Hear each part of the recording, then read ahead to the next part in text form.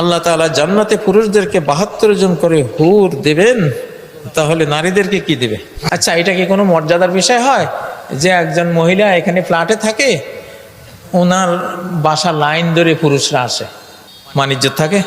তো দুনিয়াতে যদি বাণিজ্য থাকে না, বেহেশতের হুরিরা তো আরো ভয়ঙ্কর বাণিজ্যতের ব্যাপারে।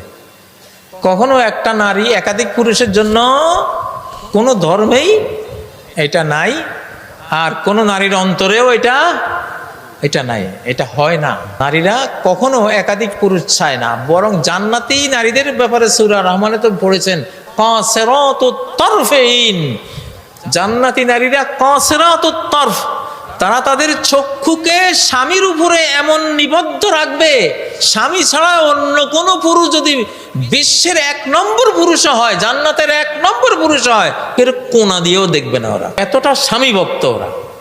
আল্লাহু আকবার।